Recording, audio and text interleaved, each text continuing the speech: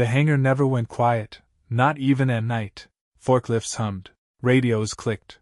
Wind pushed dust through the open bays like a restless signal no one could decode. She sat in the far corner, behind a desk that didn't face the runway.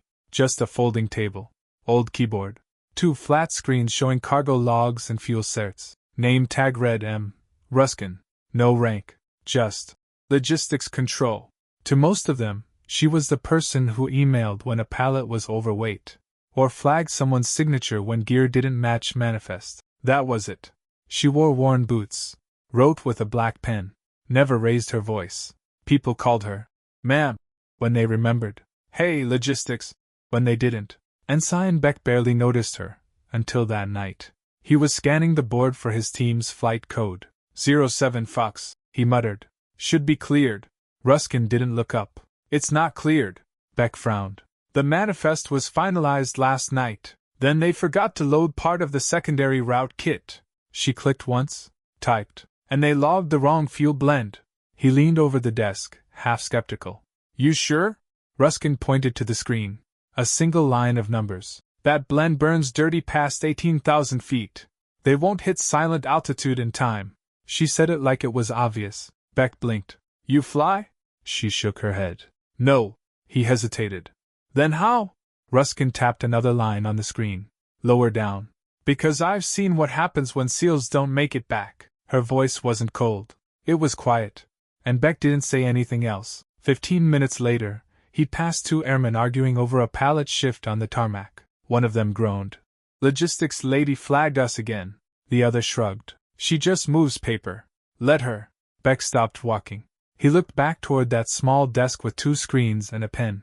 And for the first time, he wondered what she knew that none of them did. By 4 o'clock, the airfield was full of noise again. A SEAL team's gear lined the bay. Low-profile packs, blackout duffels, comms crates with no labels. Everything wrapped in matte gray webbing. No one said where they were going. Ruskin walked once around the staging zone, clipboard in hand. She moved slow, methodical, eyes quiet. One of the techs, Ramos, rolled his eyes. Here comes the paperwork patrol. His buddy laughed. Better make sure we don't breathe wrong. Ruskin didn't react. She paused by crate 17, ran one gloved hand along the strap, then knelt. You loaded this at 23.4 kilos, she said. The airman shrugged. So? It throws the weight balance by 1.5 seconds on drop. He frowned. What drop? The one they won't talk about. She stood. Fix it. Her tone wasn't harsh. Just final. They stared at her for a second too long. But they moved. Beck watched the whole thing from across the hangar. He walked over after she was done. You've seen a blackout load before? He asked. Yes. You used to run cargo? She shook her head. I used to sit in the back of my dad's truck while he ran spec loading models for JSOC teams. Beck raised an eyebrow. He taught you balance weights. He taught me what it sounds like when people come back wrong. Her hand rested lightly on the side of the crate. She wasn't angry, wasn't smug, just accurate. 10 minutes later, the staging officer confirmed the repack on crate 17 shaved 42 seconds off the blackout load protocol. No one understood how she'd known that. No one asked, but they stopped laughing. And the next time Ruskin walked past with her clipboard, the 2 techs who joked before, they both stepped aside. The alert came in just before dusk. A forward SEAL unit was mid-operation. Fast entry, short exfil window. Timing was critical. Load, lift, and vanish. No second pass. Ruskin was reviewing line items on the flight bay manifest when a voice cut across the noise. Excuse me. Beck turned. Lieutenant Carr stepped into the loading zone, brow tight. Who cleared the civilian to access the prep floor? Ruskin didn't look up. Carr pointed toward her clipboard. She's not on the access list for classified route preps. Beck stepped in. She's not reading the route. She's checking the load.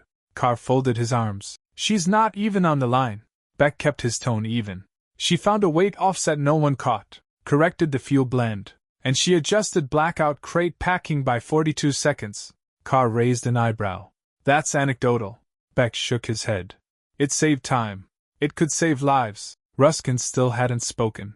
She made a final note with her black pen and handed the clipboard to the airman beside her. Then she turned to Carr, calm. I don't need route access. I can already see where they're going. Carr frowned. What does that mean? She walked past him, toward the rear door. Paused. It means the wind changed. Later that night, the same SEAL flight was delayed. Unexpected gusts shifted the Exfil corridor. All ops were paused for a rapid course recalibration. Beck stood by the chart table while Command tried to reauthorize a secondary route. No one had won, except for the folded note taped quietly beside the fuel monitor. No initials. No header. Just a handwritten line. Drop 3 degrees west. Skip thermal column. Run silent past 19.2. Carr stared at it. Who wrote that? Beck didn't answer. But when Ruskin walked past them with her satchel, no one asked her to stop. No one questioned why she was there. And Carr didn't speak again. Beck stayed late. The hangar buzz had quieted to a low hum, distant generators, the occasional hiss of hydraulic lifts. Most of the crew had turned in.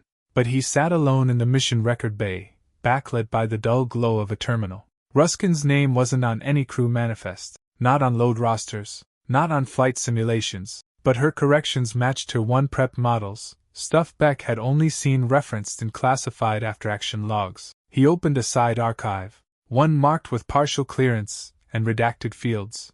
Inside, a list of decommissioned personnel attached to Joint SOF Logistics, dating back nearly 2 decades. At the bottom, one name: Chief Warrant Officer Garrett Ruskin. Special Operations Aviation Logistics. Classified Program. Ravens/SEAL Integration. No mission dates. No citations. Just one note in faded text. Final deployment, unlisted. Not recovered. Beck stared at it, then leaned back slowly in the chair. So that's where she learned it. She wasn't guessing. She was raised inside the quiet between routes. Next morning, Beck walked the edge of the loading floor. Ruskin was already there, logging serial codes off the side of a mobility crate, pen in hand. He stepped up beside her. You ever run an Exfil? She didn't look up. No. But you've seen it up close? She finished the last number. My dad never left me behind. Not until he didn't come back. Beck exhaled. He was SEAL Logistics? She nodded once. Before they called it that. He paused. You remember the old Exfil routes, don't you? Only the ones that worked. He didn't press. Didn't need to. Because the look in her eyes said everything. She wasn't doing this job to be close to it. She was here to honor it, to make sure no one missed the details that got her father left off the manifest. They lost contact at 3:17 p.m. A SEAL insertion team was already en route, tucked low in the belly of a dark-lift twin-engine bird. No one said where. No one needed to. Just that the signal lost between checkpoints. No return ping. No telemetry. Nothing. Beck was in the comms bay when it happened. Could be terrain, someone offered. Could be jamming, said another. Command tried to hold posture, but quiet had already begun to settle in. That kind of silence never lasted long, not in ops. Ruskin entered through the side, holding her clipboard like always. No one spoke to her. She walked past the wall of blinking monitors, stopped beside the chart table, and tapped one spot. That's where they'll stall, she said. Heads turned. The flight coordinator narrowed his eyes. What do you mean? She didn't flinch. If the wind shifted 12 degrees, which it did, their lift vector would pull them off the glide path and stall above the heat layer. Beck stepped forward. You said that yesterday? Ruskin nodded once. Because no one updated the thermal contour model. The room was still. She pulled a folded slip from her clipboard, set it down, hand-drawn. No digital overlay. Just 2 small arrows in a curve, marked with one phrase. Silent drop route. Based on 1993 extraction reversal. Raven fallback protocol. The flight chief leaned in. You're referencing a classified maneuver. Beck looked him in the eye.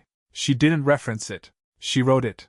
The air hung thick. Rowe, the SEAL operations lead, stepped closer, scanning the note. Then he looked up. What's your name? She met his eyes. Maria Ruskin. He was quiet for a long moment, then said, almost under his breath, Garrett's daughter. The silence that followed didn't feel awkward. It felt earned. Rowe turned to the text. Route it. Exactly as she marked. And without another word, the room moved. The bird came back just after dawn. Scorched belly. Rotor trim favoring left. Dust-streaked cockpit glass, but it landed. Every man stepped off walking under his own weight. No injuries. No medevac. Just a slow, quiet exit into the morning haze. Rose stood at the edge of the flight line, helmet in hand, Eyes on the skid. Beck stood beside him. She was right, Rose said. Beck nodded. She usually is. Inside the hangar, no one clapped. No one shouted. But everyone glanced toward the same figure near the rear wall. Ruskin, still at her folding desk. Same 2 screens, same black pen. The logistics board that morning was reorganized, not by rank, by route. And in the bottom corner, a small note had been added in bold gray lettering. Raven 2 Protocol, stand by Exfil, approved by Ops Led. No one signed it. But everyone knew where it came from. Later, Ramos, the same airman who once called her Paperwork Patrol, tapped Beck on the shoulder. She, got anything else written down? Beck looked at him. She usually writes it when it matters. That afternoon, Beck walked into the hangar office to log his report. Ruskin was sitting near the side window, arms crossed loosely, notebook open. He paused in the doorway. You kept that fallback route in your head the whole time? She didn't look up. It wasn't mine. He waited. She flipped one more page. He used to whisper routes in the car. Mile markers, wind offsets. If he ever missed a turn, I'd finish the sentence. Beck exhaled. You ever think about putting in for something official again? Ruskin smiled, small, worn. I never left. She stood, walked out past the rows of crates, and for the first time, Beck noticed, her clipboard wasn't empty. It held a map folded corner to corner, the exact way SEAL teams were taught to carry it, except she did it first. By the end of the week, her desk was empty. No announcement, no memo. Just gone. The folding chair was stacked with the rest. Screens powered down, clipboard left behind with a single sheet inside. Beck found it before anyone else. It was a checklist, not printed, handwritten. Each line had no label, just questions. Did you check the altitude wind vector yourself? Can your team fly in silence, or just move that way? Who gets left behind if this goes wrong? He didn't show it to anyone, just folded it once, slid it inside the back of his route binder. Didn't speak about it again. Small things started changing. Crates came tighter strapped, weight loads checked twice. Guys started folding their corner maps the way she had. Not because it was required, because it felt like something that mattered. No more jokes from the floor techs. Ramos now copied load balance notes by hand, just like she used to. Even the flight chief kept her route curve tacked behind his monitor. No name on it. Didn't need one. Beck passed row one night on the tarmac. The commander was looking toward the ridge, where the last of the cloud cover was breaking into evening light. She ever brief you directly? Rowe asked. Beck shook his head. She didn't need to. Rowe nodded once, then said quietly, Garrett Ruskin once told me, teach your daughter to load a bird like a piano. Every key's got weight, every second counts. Beck looked toward the horizon. She listened. Rose smiled, just barely. She didn't listen. She remembered. No one filled her seat. Someone brought in a new tech the next week, clipboard, laptop, badge. But he didn't sit there. He moved to a different spot, because when he asked which workstation was open, someone pointed to the other end of the bay, and said, that one's taken. Even though it wasn't, even though she wasn't there, because her weight hadn't left, and neither had her way. The crate still had her writing on it. Not much, just one mark in pencil beneath the tie strap, a small hash with a number that didn't match the crate's manifest. Beck ran his hand over it during night check. The number meant balance shift. No one ever explained it. No one taught it in standard prep. But the last team that flew with that crate came back early, smoother route, faster recovery, zero drift. She'd marked it by memory, like her father once had. Beck didn't talk about her much after she left, but he noticed things. Airmen who used to toss gear now moved with care. Senior load techs rewrote their forms using her phrasing. Wait is time. Time is return. Someone even printed that and taped it above the exit ramp. No one signed it. Didn't have to. They all knew whose words those were. 2 weeks later, the fog rolled in heavy. Flight delay. SEAL team sat staged and silent near the intake ramp, faces calm, boots planted. No one checking phones. No jokes. Just silence. One new crew chief, fresh in from another unit, stood near the line, bouncing a pen against his leg. Beck watched him. He waited a few seconds, then walked over. First stop with his team? Beck asked. The man nodded. Yeah. Everyone's quieter than I expected. Beck glanced at the sky, thick with low cloud. They're listening. To what? Beck looked toward the west corner of the bay, to the desk that no one sat at now. then back to the team. To the space she left behind. The new chief frowned. Who? Beck didn't answer. Instead, he knelt beside the crate, traced his finger under the tie strap, and added a matching mark, just like hers, then stood. Sometimes it's not about what they call you, he said. It's what they trust you to hold. That night, a folded paper appeared on the edge of the fuel monitor panel. No name, no message.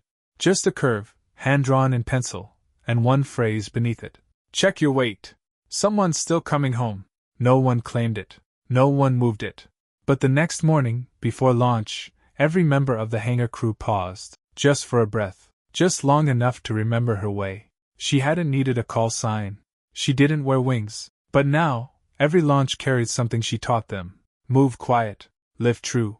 Bring them back.